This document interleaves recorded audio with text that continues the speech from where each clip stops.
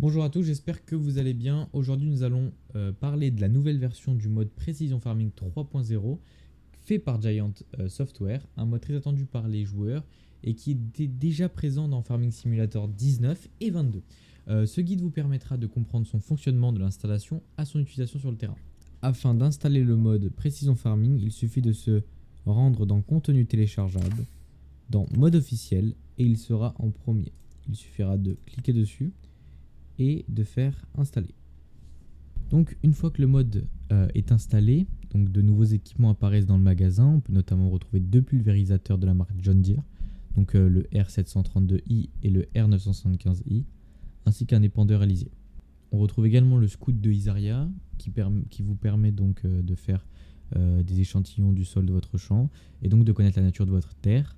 Puis on a le capteur proactive qui peut être mis à l'avant d'un tracteur et donc qui permet d'avoir des informations plus précises sur l'azote nécessaire, qui permet donc d'avoir un meilleur rendement lors de la récolte.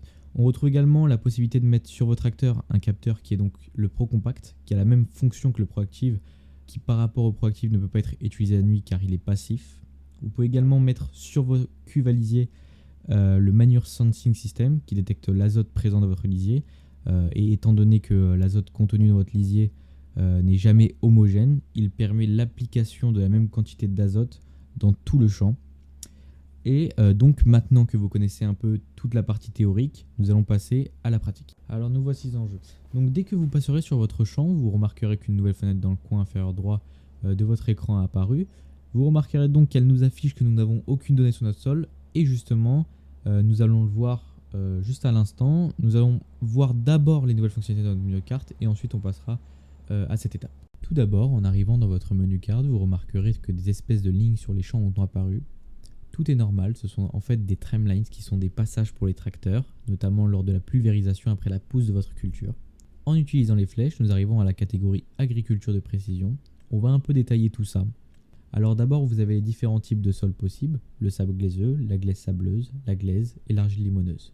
Chacun ont des caractéristiques qui influencent la croissance des cultures et donc le rendement. Ensuite, en utilisant les flèches, nous arrivons dans la catégorie du pH, ce qui nous indique si le sol est plus acide ou basique. Chaque type de sol a donc sa valeur de pH cible, et donc la valeur du pH peut être augmentée avec l'application de la chaux. Puis nous arrivons dans la catégorie de l'azote, qui indique le niveau d'azote présent dans le sol. Le niveau d'azote nécessaire dépend de la culture plantée et du type de sol. L'azote peut être augmenté en appliquant de l'engrais qu'il soit solide, liquide, du lisier ou du fumier. Nous avons aussi la carte du rendement, qui nous donne ici une estimation de rendement en tonnes par hectare. Enfin, nous avons le taux de semis qui permet d'adapter la quantité de graines à semer en fonction de la culture et du type de sol. Ici, nous n'avons aucune donnée car il faut semer une première fois votre champ. Sans oublier le score environnemental qui vous indique si vous faites pousser des cultures de manière écologique et durable. Ce score, bien sûr, avec la valeur de vos cultures et le score maximal qui est de 100, augmentera donc de 15% le prix de vos récoltes. Vous l'avez compris, en cas de mauvaise pratique, vous subirez une pénalité. Cette fois-ci, la partie théorique est vraiment terminée et nous allons appliquer ce que nous avons appris. Donc, tout d'abord, je vais vous montrer une méthode réaliste et donc plus longue qui consiste à prendre des échantillons de votre champ et les envoyer au laboratoire pour obtenir le type de sol de votre champ. Donc, commençons sans plus attendre. Alors, je tiens à préciser que le scout de Isaria qui est à l'arrière donc du véhicule s'attache à tout type de véhicule qui a une attache à 3 points.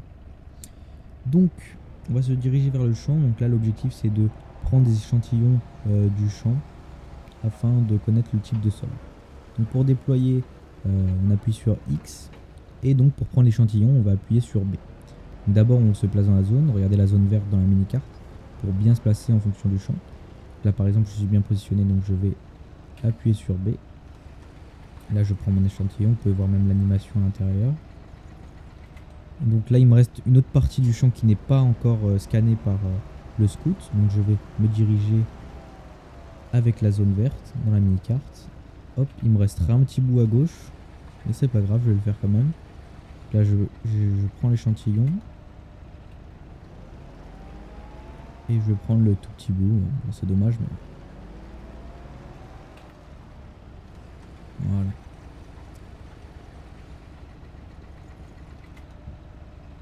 Une fois que mes échantillons sont pris, j'appuie sur Y pour envoyer les échantillons au laboratoire. Donc il va me dire qu'ils vont être envoyés aux analyses.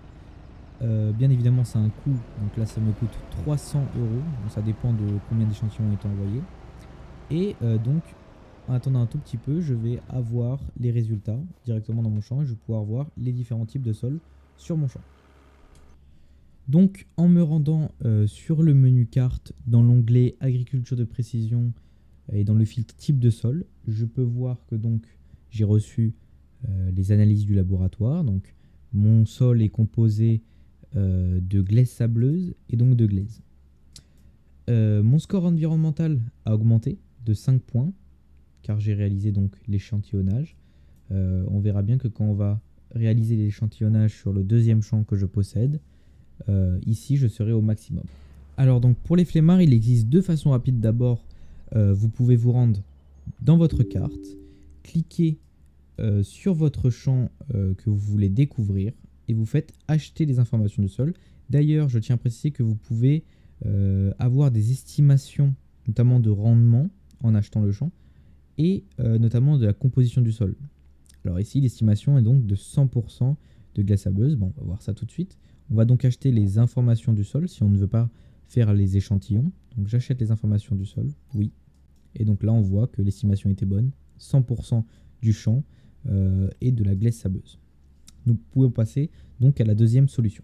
La deuxième solution qui n'a donc aucun coût, car en achetant les informations, il y a aussi un coût, mais pour ceux qui n'ont pas vraiment envie de jouer le réalisme et en même temps qui n'ont pas envie de passer leur temps à payer les échantillonnages, alors je vous propose cette technique qui est donc d'aller dans la console et écrire pf uncover field si vous voulez déterminer un champ spécifique et moi ça sera le 29. Donc je mets le 29. Hop. Et là, si nous allons dans notre carte, nous verrons que le numéro 29 donc, a été découvert sans aucun coût. Et donc là, on a beaucoup de différences en termes de type de sol. Donc on a du sable glaiseux, de la glaise sableuse et de l'argile limoneuse. Et donc là, ce que je vous ai dit tout à l'heure, c'est que l'échantillonnage est au maximum car mes 3 champs que je possède ont réalisé l'échantillonnage. Nous pouvons donc passer à la démonstration. Nous pouvons désormais passer à la plantation de notre première culture. Personnellement, donc j'ai choisi de commencer par une culture de couverture qui est donc les radis, qui va permettre d'augmenter un peu l'azote présent dans mon sol et donc nous permettre de réduire l'apport d'engrais chimiques dans notre sol.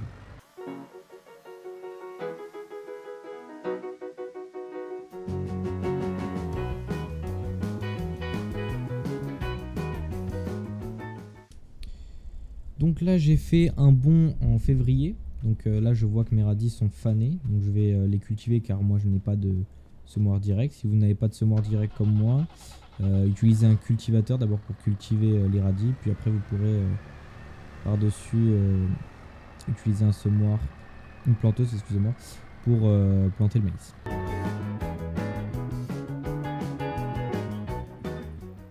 Si on regarde au niveau du passage de mon cultivateur, on remarque que l'azote a un peu augmenté, vraiment un tout petit peu, mais c'est déjà ça. La couverture donc, de radis a pu permettre donc, d'augmenter un tout petit peu l'azote.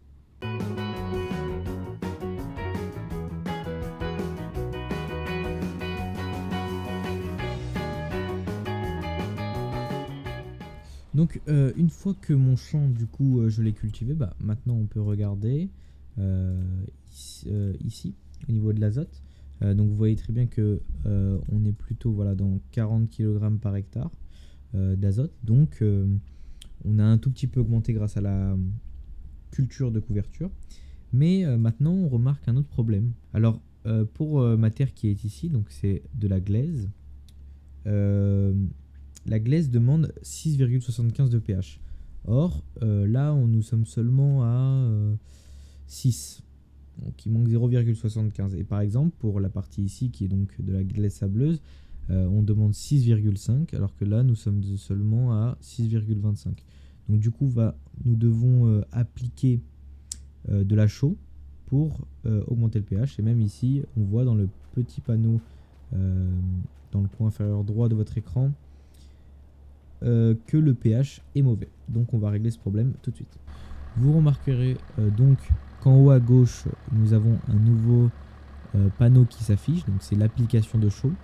Alors là, il nous affiche que nous devons, à l'endroit où nous sommes, ajouter 0,625 de pH afin d'atteindre la valeur optimale pour la glaise qui est de 6,75. Excusez-moi.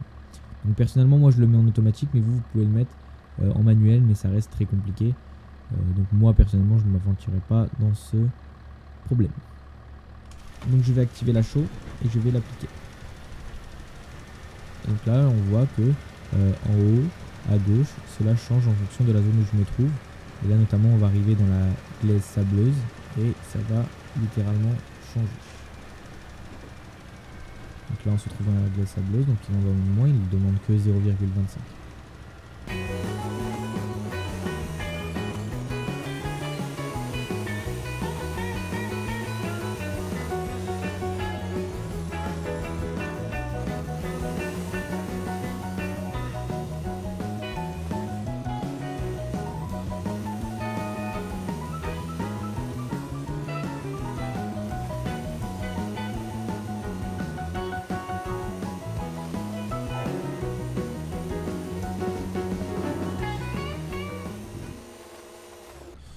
Dans le cas où vous souhaitez désactiver la fonction automatique, ça sera le point virgule pour les ordinateurs. Donc ça sera pour désactiver l'auto d'application automatique.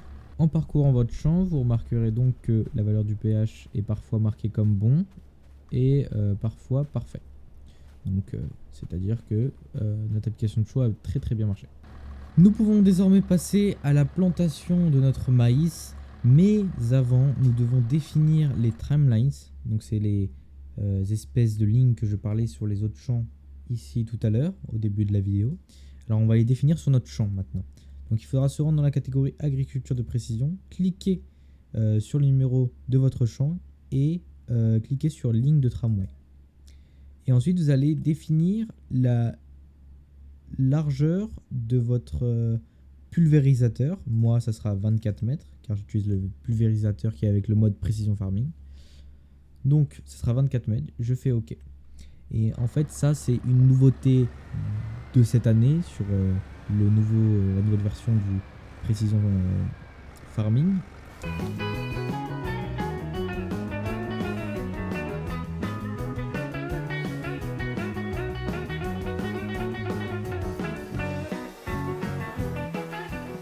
Donc là, Planteuse a fait son travail et maintenant on remarque dans la fenêtre dans le coin inférieur droit de votre écran, il y a de nouvelles informations qui sont apparues.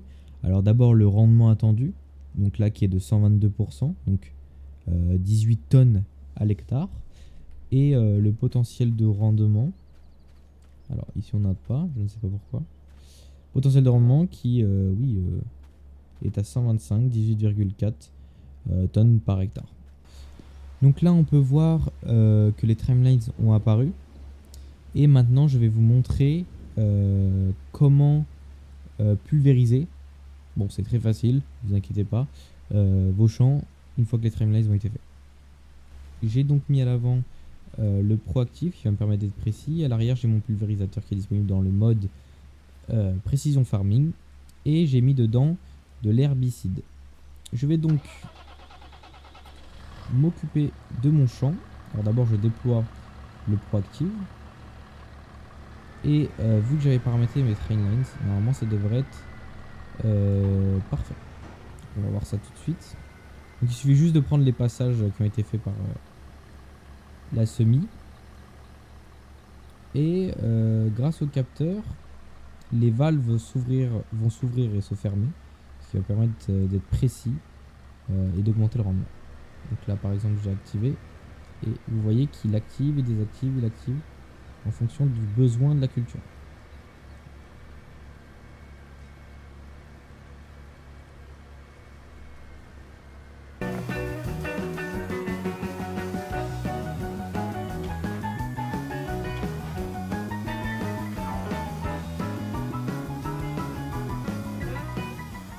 Donc nous pouvons voir que notre maïs est prêt pour la récolte, donc on va pouvoir le récolter.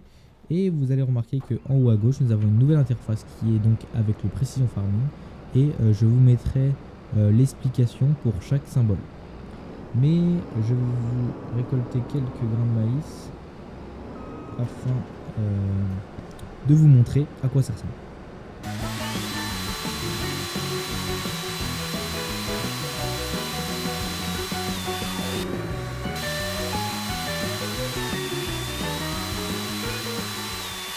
J'ai désormais terminé la moisson et donc là je vais aller sur la carte de rendement, ce qui va permettre de voir certains trucs.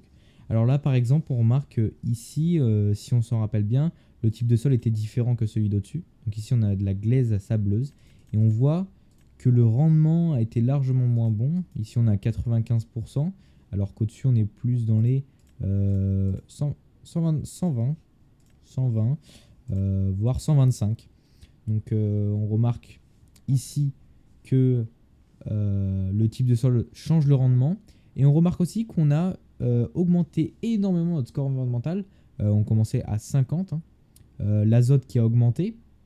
La valeur du pH qui a augmenté. Le contrôle qui a augmenté. L'échantillonnage qui est au maximum. Et le travail du sol par contre où on n'a pas été très bon. Et on voit ici, votre score environnemental augmente votre prix de vente de 8%. Donc étant donné que je n'ai pas réussi à atteindre le maximum qui est donc 100, j'ai quand même 8% qui augmente le prix de ma vente. Pour finir sur le tuto, je voulais vous montrer quelque chose qui peut être important pour certains, c'est l'analyse économique. Alors ici, on peut voir que j'ai dû débourser au total pour mon champ 927$. Donc bon, je ne vais pas trop détailler l'analyse économique parce que personnellement ça ne m'intéresse pas trop, mais vous pouvez vous renseigner là-dessus. Et d'ailleurs, cette culture de couverture nous a permis donc, comme vous l'avez vu et comme je l'ai dit, d'obtenir une subvention. Et j'aimerais vous informer que cette subvention peut aller jusqu'à 200€ par hectare. Et pour être sûr de l'obtenir, il faut que votre champ soit couvert jusqu'en février. Et voilà que le tuto touche à sa fin. Je tenais à vous informer que c'est mon premier tuto et que je ne suis pas encore forcément à l'aise. N'hésitez pas à donner votre avis dans les commentaires, ça me ferait super plaisir. Et on se retrouve pour le prochain tuto.